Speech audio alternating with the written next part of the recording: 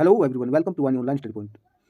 दोस्तों, यदि आपको सिलेक्शन चाहिए तो आप वीडियो को बिना स्किप के अंत तक जरूर देखिए, क्योंकि हमने इस क्वेश्चन के आंसर से रिलेटेड जितने भी मोस्ट इंपॉर्टेंट क्वेश्चन हैं उन सभी को इंक्लूड किया है। और ये क्वेश्चन इससे पूर्व भी एग्जाम में पूछे जा चुके हैं मोस्टली क्वेश्चन। तो आइए स्टार्ट करते हैं। क्वेश्चन है, निम्नलिखित शासकों में से किस शासक के राज के इतिहासकार फैजी ने लीलावती ग्रंथ का फारसी में अनुवाद किया? ये क्वेश्चन है।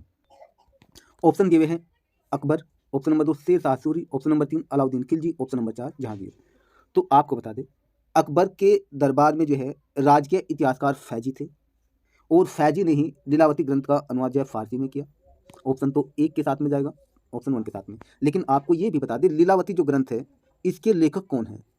लीलावती ग्रंथ के लेखक, लीलावती ग्रंथ के जो लेखक है वो भास्कराचार्य है। कौन है? भास्कराचार्य। और लीलावती जो ग्रंथ है ये जो है गणित पर आधारित है, ये भी आपको नोट कर लेना है।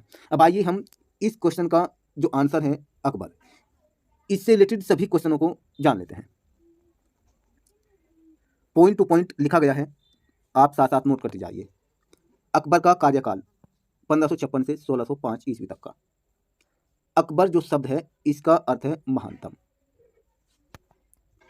अकबर का जो जन्म है वो हुआ था 1542 में, अमरकोट में हुआ था, और राजा वीरसाल के यहाँ हुआ था। इनकी माता का नाम हमीदा बानो था।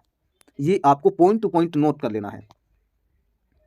और आपको ये भी बता दे, 1556 है, 1556 में 13 वर्ष की आयु में, आयु कितनी थी? 13 वर्ष।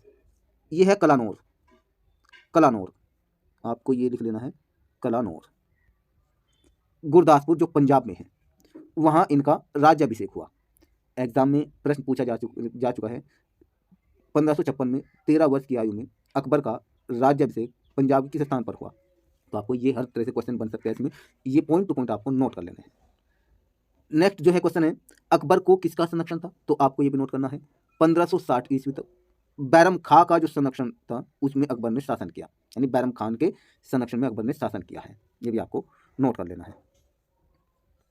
नेक्स्ट है, इनके वास्तविक नाम के विषय में अगर पूछा जाए, इनका जो वास्तविक नाम है वो है जलालुद्दीन मोहम्मद अकबर, और इनका जो शुरुआती जो नाम था वो था बदरुद्दीन मोहम्मद अकबर। ये भी आपको नोट कर लेना है।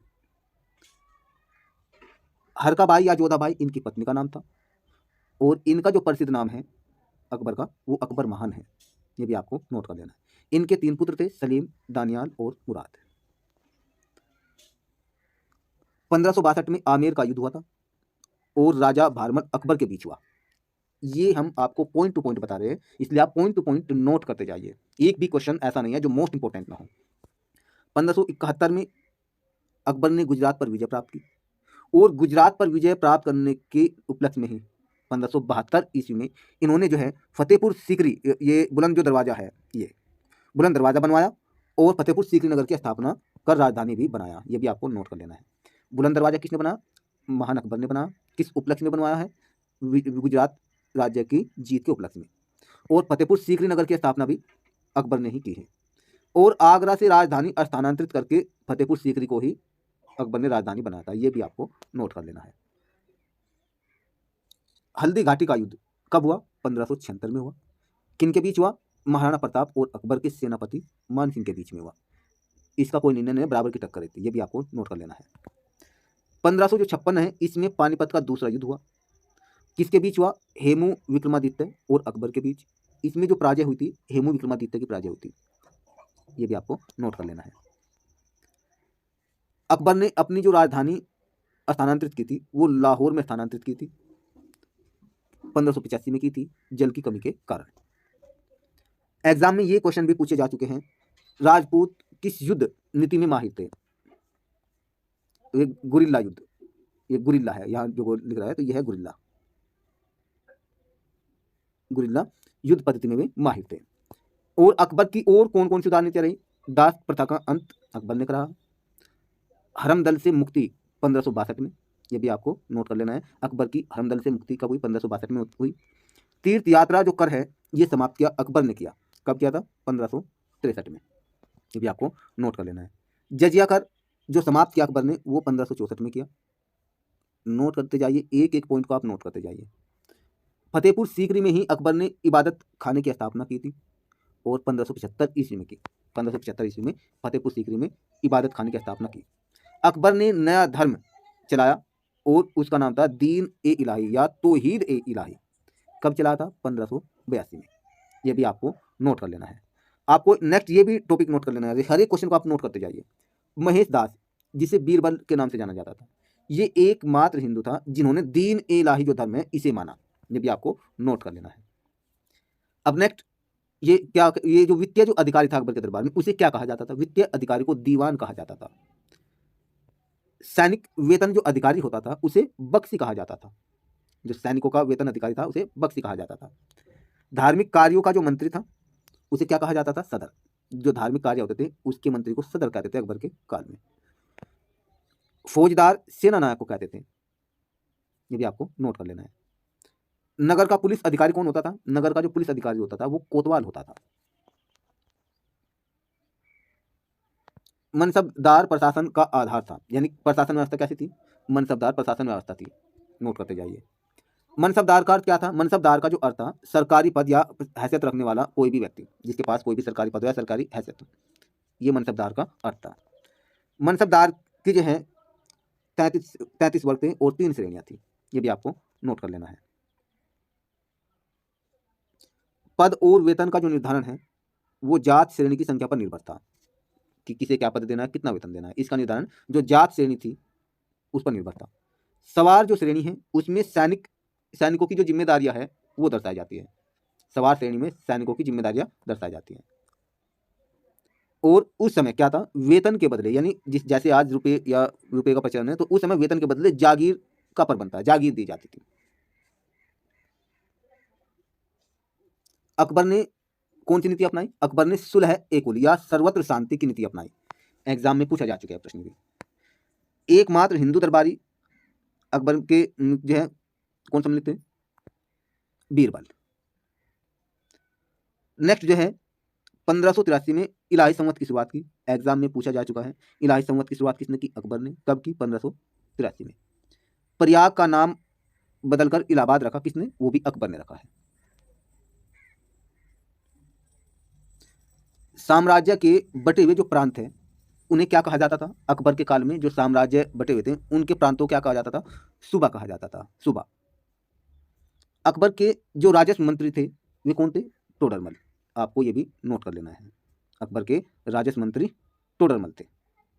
और जब्त व्यवस्था टोडरमल बंदोबस्त या दहसाला व्यवस्था, ये जो है अकबर ने ही चलवाई। ये भी आपको नोट कर लेना है। बंदोबस्त व्यवस्था की शुरुआत अकबर ने ही कराई थी। नेक्स्ट जो है अकबर के दरबार में कौन कौन से नवरत्न थे? ये भी एग्जाम में पूछे जा चुके हैं। बीरबल, मानसिंह, दोनों हिंदू। फैजी, टोडरमल भी हिंदू।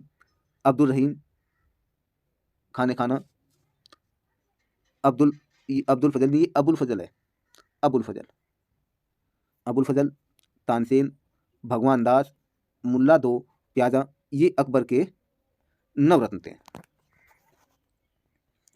नेक्स्ट क्वेश्चन है शेख सलीम चिश्ती अकबर के समकालीन, ये आपको नोट कर लेना है। शेख सलीम जो चिश्ती थे ये सूफी संत थे, ये अकबर के समकालीन थे।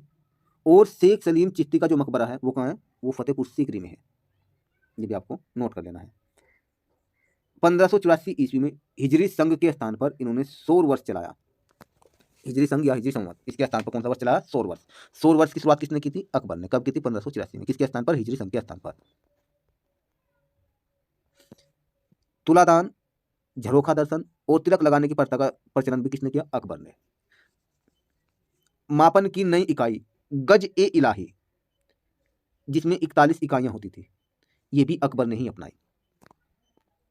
हर एक टॉपिक को यानी हर एक पॉइंट को नोट करते जाइए आप। अकबरनामा व आईने अकबरी, इनकी रचना किसने की थी? अबुल फजल ने। किसने की थी? अबुल फजल ने। अकबरनामा और आईने अकबरी के लेखक कौन है? अबुल फजल। तारीखे फरिश्ता, इसकी रचना किसने की थी? हिंदू बेग लेखक ने की थी। तारीखे फरिश्ता। तबकाते अकबरी, तबकाते अकबरी की जो रचना की थी, या तबकाते अकबरी के जो लेखक थे वे थे निजामुद्दीन अहमद। कौन थे? निजामुद्दीन अहमद। मुल्क ख्वाब उत तवारीख के लेखक कौन हुए? ये थे बदायूनी। मुल्क ख्वाब उत तवारीख के लेखक बदायूनी थे। एग्जाम में प्रश्न पूछे जा चुके हैं ये। तारीख ए शेरशाही, इसके लेखक अब्बास खान शेरवानी। तारीख ए अकबरी के लेखक आरिफ कंधारी, ये भी आपको नोट कर लेना है। सैयद अली, ये अकबर के गुरु थे। और आपको ये भी नोट करना है, ख्वाजा अब्दुल समद और बसावन, ये प्रमुख चित्रकार थे। ख्वाजा अब्दुल समद और बसावन ये चित्रकार थे। अबुल फजल ने अकबरनामा में बसावन को विश्व का सर्वोत्तम चित्रकार कहा। यानी क्वेश्चन पूछा जा सकता है, अबुल फजल ने अपनी किस रचना में बसावन को विश्व का सर्वोत्तम चित्रकार कहा? तो कौन सी रचना है? अकबरनामा। प्रश्न दूसरे टाइप से ये भी पूछा जा सकता है, अबुल फजल ने अकबरनामा में किसे विश्व का सर्वोत्तम चित्रकार कहा? तो आंसर क्या है? बसावन। प्रश्न ये भी पूछा जा सकता है, अबुल फजल ने अकबरनामा में बसावन को क्या कहकर संबोधित किया या क्या कहा? तो विश्व का सर्वोत्तम चित्रकार, ये आंसर हो जाएगा। नेक्स्ट बात कर लेते हैं दरबारी कवि की। अबुल फजल, फैजी, नजीरी, उतबी, रहीम, गिजाली, ये अकबर के प्रमुख दरबारी कवि थे। नेक्स्ट बात कर लेते हैं तानसेन के विषय में। तानसेन का जो संबंध है ग्वालियर यानी मध्य प्रदेश से संबंध है, जहां इनका जन्म भी हुआ और वहीं इनका मकबरा भी स्थित है। एग्जाम में प्रश्न आ चुका है। इनका तानसेन जी का वास्तविक जो नाम है रामतनु था, ये भी आपको नोट कर लेना है। और इसी के साथ साथ आपको जो है समकालीन जो तत्कालीन जो संगीतज्ञ तानसेन के समय के अकबर के दरबार में जो संगीतज्ञ थे कौन कौन थे? बाज बहादुर, बैज बख्श, गोपाल, हरिदास, रामदास, सुजान खान, मियाँ चांद, ये तत्कालीन संगीतज्ञ थे। तूतीनामा, हमजनामा या दास्तान ए अमीर हमजा, गुलिस्तान और द्रबनामा, ये जो है पांडुलिपि कपड़े पर चित्रित की गई और सैयद अली द्वारा चित्रित की गई, ये भी आपको नोट कर लेना है अकबर के राज्य में। ठीक है। नेक्स्ट कलीला और दिमना व अनवर ए सहेली, ये जो पांडुलिपि थी इनके द्वारा पशुओं का चित्रण किया गया, ये भी आपको नोट कर लेना है। नेक्स्ट क्वेश्चन है, फैजी ने लीलावती ग्रंथ का फारसी में अनुवाद किया, जैसे क्वेश्चन के अनुसार कहा गया है। अब्दुल कादिर बदायूनी ने रामायण और महाभारत का फारसी में अनुवाद किया रजनामा के नाम से, महाभारत, ये भी ध्यान रखना आपको। बदायूनी ने रामायण और महाभारत का फारसी में अनुवाद किया था, ये भी आपको नोट कर लेना है, रजनामा शीर्षक था इनका। अबुल फजल ने कालिया दमन का फारसी में अनुवाद किया, ये भी आपको नोट कर लेना है। पैंदा खान व अब्दुल रहीम मिर्जा ने बाबर की जीवनी का फारसी में अनुवाद किया।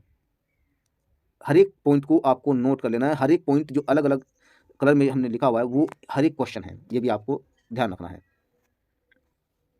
राजतरंगिणी के लेखक कौन थे? कल्हण।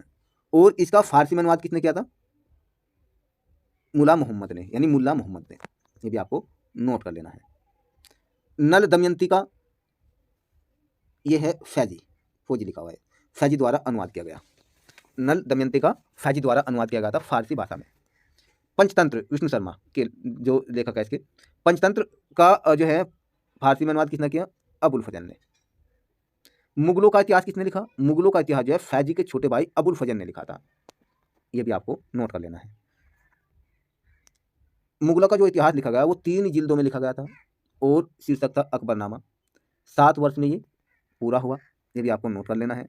तीसरी जो जिल्द है, तीसरी जिल्द वे आईने अकबरी के नाम से है, इसीलिए तो कहा था अकबरनामा और आईने अकबरी के लेखक अबुल फजल है। नेक्स्ट आपको ये भी नोट करना है, अकबर का जो काल है उसे हिंदी साहित्य का स्वर्णिम काल कहा गया है। अकबर के काल को अकबर ने जो संगीत की शिक्षा ली थी वो लाल कलवंत से ली। संगीत के जो गुरु है अकबर के वे थे लाल कलवंत। अब अकबर के विषय में ये बात कर रहे हैं, उन्होंने कौन कौन से सिक्के जारी किए? एक तो टकसाल, सोने का सिक्का मुहर, जिसमें 2 मुहर जो है 9 रुपये के बराबर होती थी।